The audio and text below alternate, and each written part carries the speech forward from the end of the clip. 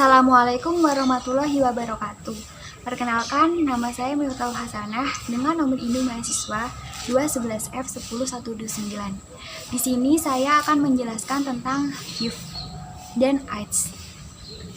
Menurut dari beberapa pakar ahli yang pertama bernama John W. Santrop yang mengatakan HIV/AIDS adalah penyakit menular seksualitas yang disebabkan oleh suatu virus bernama Human Immunodeficiency atau HIV. Yang kedua, menurut Jonathan Weber dan Annabel Freeman, mengatakan AIDS merupakan singkatan dari Acquired Immune Deficiency Syndrome atau sindrom cacat yang didapatkan pada imunitas. Sindrom ini disebabkan oleh virus yang dapat menyebabkan kerusakan parah dan tidak bisa diobati.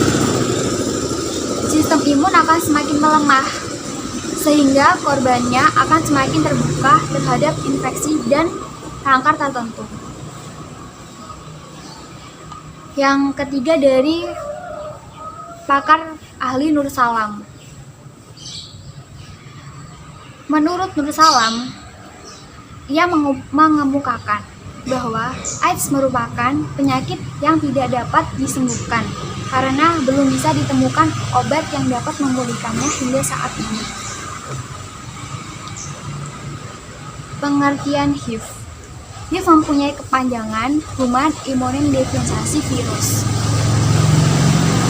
yang artinya infeksi virus yang menyerang sistem kekebalan tubuh manusia. Virus ini secara spesifik menyerang sel CD4 yang menjadi bagian penting dalam perlawanan infeksi. Hilangnya sel CD4 akan melemahkan fungsi. HIV adalah virus yang menyerang sistem kekebalan tubuh, yang selanjutnya melemahkan kemampuan tubuh melawan infeksi dan penyakit. Obat atau metode penanganan HIV belum ditemukan. Dengan menjalani pengobatan tertentu, pengidap HIV bisa memperlambat perkembangan penyakit ini, sehingga pengidap HIV bisa menjalani hidup dengan normal. Sedangkan AIDS atau Acquired Immune Deficiency Syndrome adalah kondisi di mana HIV sudah pada tahap infeksi akhir. Ketika seseorang sudah mengalami AIDS, maka tubuh tidak lagi memiliki kemampuan untuk melawan infeksi yang ditimbulkan. Sistem imun tubuh manusia secara drastis, akibatnya HIV akan membuat tubuh Anda rentan mengalami berbagai penyakit, infeksi dan bakteri, virus, jamur, parasit, dan patogen dan merugikan lainnya. Sering dikira sebagai satu kesatuan, HIV dan AIDS adalah kondisi berbeda. Meski begitu, keduanya adalah suatu kumpulan gejala yang muncul ketika stadium infeksi HIV sudah sangat parah. Biasanya, kondisi ini ditandai dengan munculnya penyakit kronis lain seperti kanker dan berbagai infeksi oportunistik yang muncul seiring dengan melemahnya sistem kekebalan tubuh. Sederhananya, infeksi HIV adalah kondisi yang bisa menyebabkan penyakit AIDS.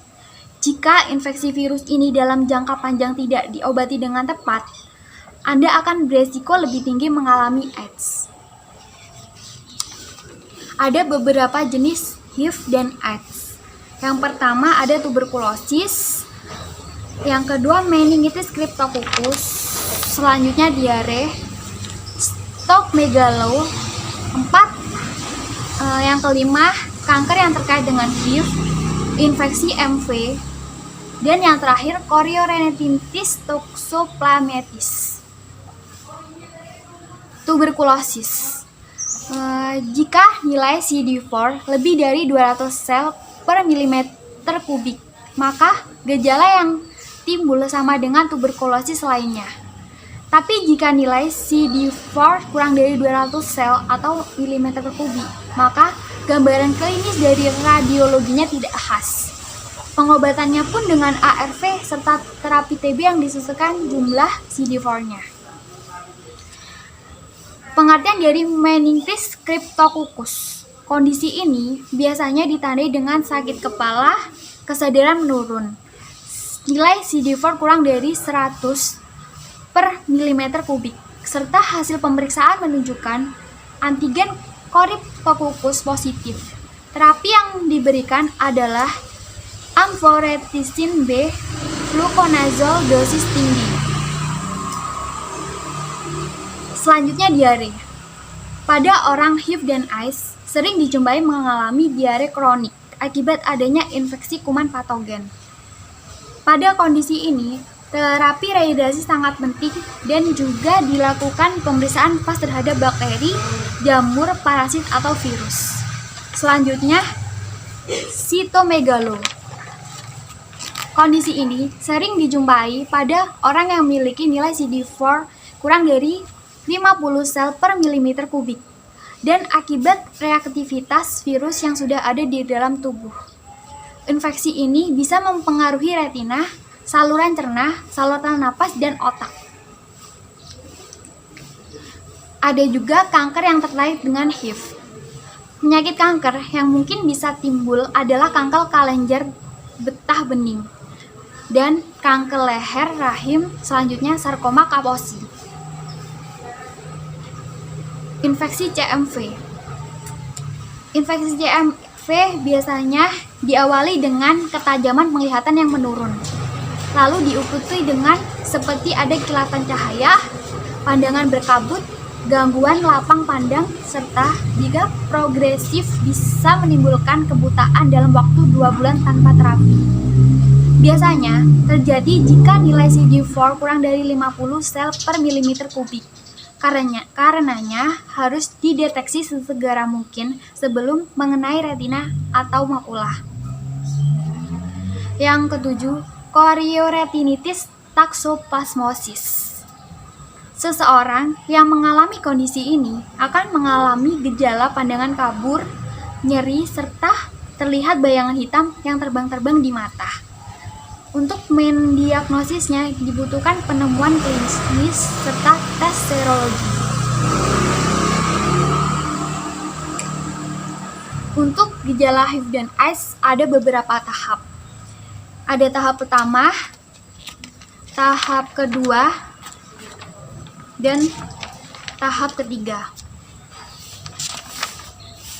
Biasanya, tahap pertama, pengidap akan mengalami nyeri mirip seperti flu beberapa minggu setelah terinfeksi selama 1 hingga 2 bulan. Dapat tidak menimbulkan gejala apapun selama beberapa tahun dalam tahap pertama ini. Di tahap pertama dapat timbul demam, nyeri tenggorokan, ruam, membekakan kelenjar getah bening, diare, kelelahan, nyeri otot, dan sendi. Dan untuk tahap kedua, umumnya tidak menimbulkan gejala lebih lanjut selama bertahun-tahun. Virus terus menyebar dan rusak sistem kekebalan tubuh. Penularan infeksi sudah bisa dilakukan pengidap kepada orang lain, berlangsung hingga 10 tahun atau lebih. Tahap yang ketiga, biasanya daya tahan pengidap akan rentan sehingga mudah sakit dan akan berlanjut menjadi AIDS. Demam terus-menerus lebih dari 10 hari. Merasa lelah setiap saat, sulit bernapas, diare yang berat dalam jangka waktu yang lama. Terjadi infeksi jamur pada tenggorokan, mulut, dan vagina. Timbul bintik ungu pada kulit yang tidak akan hilang. Hilang nafsu makan sehingga berat badan menurun drastis. Kebanyakan penderita mengalami flu ringan pada 2-6 minggu setelah terinfeksi HIV. Flu bisa disertai dengan gejala lain dan dapat bertahan selama 1-2 minggu. Setelah flu membaik, gejala lain mungkin tidak akan terlihat selama bertahun-tahun. Meski virus HIV terus merusak kekebalan tubuh penderitanya sampai HIV berkembang ke stadium lanjut menjadi AIDS. Faktor penyebab. Penyebab HIV dan AIDS. Ada beberapa yang bisa menyebabkan HIV dan AIDS, seperti berhubungan seks. Infeksi HIV dapat menjadi melalui hubungan seks, baik melalui vagina maupun dubur atau seks anal. Meski sangat jarang, HIV juga dapat menular melalui seks oral. Namun, penularan lewat seks oral hanya terjadi bila terdapat luka terbuka di mulut penderita, misalnya akibat gusi berdarah atau sariawan. Penggunaan jarum suntik. Berbagi penggunaan jarum suntik dengan penderita HIV adalah salah satu cara yang dapat membuat seseorang tertular HIV. Penularan bisa terjadi jika berbagi pakai jarum suntik ketika menggunakan nafzah atau saat membuat tato. Transfusi darah. Penularan HIV dapat terjadi saat seseorang menerima donor darah dari penderita HIV. Namun, kemungkinan terjadinya penularan ini cukup rendah. Hal ini karena sekarang pendonor darah harus melewati screening HIV dan infeksi lainnya terlebih dahulu. Selain melalui berbagai cara di atas, HIV juga menular dari ibu hamil ke janin yang dikandungnya. Virus HIV juga dapat menular pada proses melahirkan atau melalui air susu ibu saat proses menyusui.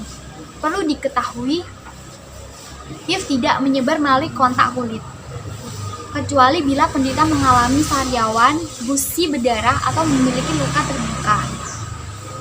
Di negara Indonesia sendiri, penyebaran dan penularan HIV paling banyak disebabkan melalui hubungan intim yang tidak aman dan bergantian menggunakan jarum suntik yang tidak steril saat memakai narkoba. Seseorang yang terinfeksi HIV dapat menularkannya kepada orang lain. Bahkan sejak beberapa minggu saat tertular, semua orang berisiko terinfeksi HIV. Lanjut ke pengobatan HIV dan AIDS. Penderita yang telah terdiagnosis HIV harus segera mendapatkan pengobatan berupa terapi antiretroviral atau ARV. ARV bekerja mencegah virus HIV bertambah banyak, sehingga tidak menyerang sistem kekebalan tubuh. Meskipun sampai saat ini belum ada obat untuk menyembuhkan HIV, tetapi ada jenis obat yang dapat memperlambat perkembangan HIV. Jenis obat ini disebut antiretroviral ARV. ARV bekerja dengan menghilangkan unsur yang dibutuhkan virus HIV untuk menggandakan diri dan mencegah virus HIV menghancurkan sel CD4. Jenis obat ARV memiliki berbagai varian, antara lain etravirin, efavirenz, lamivudin, zinofudin, dan juga nevirapin. Selama mengkonsumsi obat antiretroviral, dokter akan memonitor jumlah virus dan sel CD4 untuk menilai respon pengidap terhadap pengobatan. Hitung sel CD4 akan dilakukan tiap 3-6 bulan.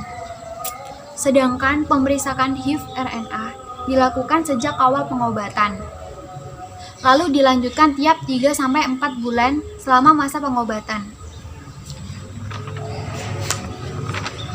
Agar perkembangan virus dapat dikendalikan, pengidap harus segera mengkonsumsi ARV begitu didiagnosis pengidap HIV. Risiko pengidap HIV untuk terserang AIDS akan semakin besar jika pengobatan ditunda, karena virus akan semakin rusak sistem kekebalan tubuh. Selain itu, penting bagi pengidap untuk mengkonsumsi ARV sesuai petunjuk dokter. Konsumsi obat yang terlewat hanya akan membuat virus HIV berkembang lebih cepat dan memperburuk kondisi pengidap. Segera meminum obat jika jadwal konsumsi obat pengidap dan tetap ikuti jadwal berikutnya. Namun, jika dosis yang terlewat cukup banyak, segera bicarakan dengan dokter. Kondisi pengidap juga mempengaruhi resep atau dosis yang sesuai. Dokter juga dapat menggantinya sesuai dengan kondisi pengidap. Selain itu, pengidap juga boleh untuk mengkonsumsi lebih dari 1 obat ARV dalam sehari.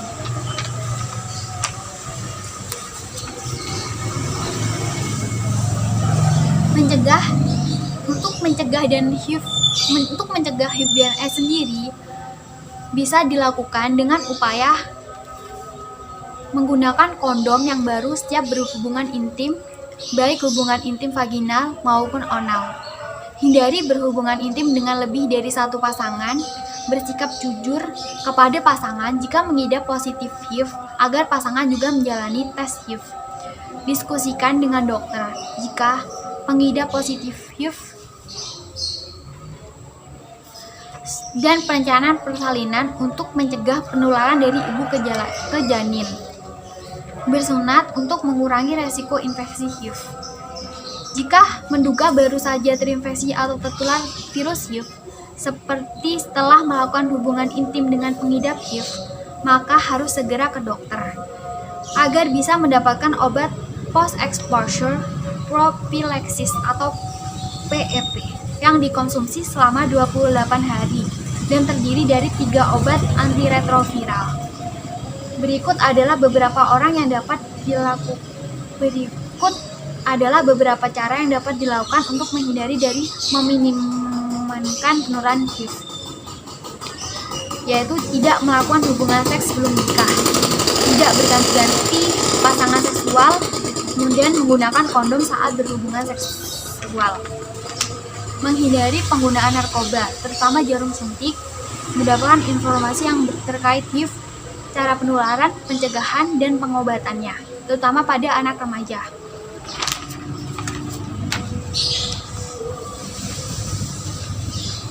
Jadi, kesimpulan yang dapat saya ambil dari sini adalah penyakit HIV dan AIDS sering dianggap sebagai satu kesatuan yang sama, tapi nyatanya mereka itu berbeda. HIV sendiri virus yang menyerang sistem kekebalan tubuh yang melemahkan kemampuan tubuh melawan infeksi dan penyakit.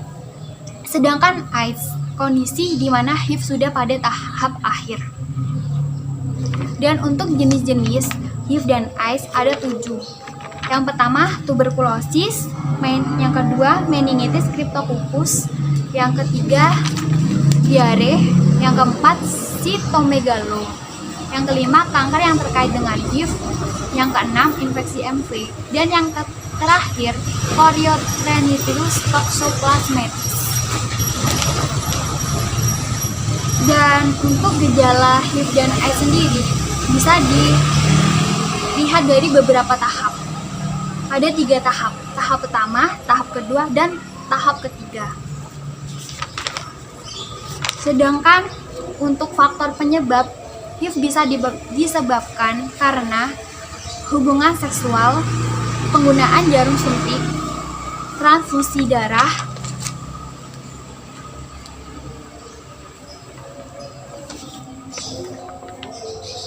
untuk pengobatan HIV dan AIDS sendiri bisa dilakukan dengan terapi antiretroviral atau ARV. Terapi ini dapat mencegah virus HIV bertambah banyak sehingga tidak menyerang sistem kekebalan tubuh. Meskipun sampai saat ini belum ada obat untuk menyembuhkan HIV, tapi terapi ARV bisa diandalkan dalam meminimalisir penyerangan HIV ke sistem kekebalan tubuh.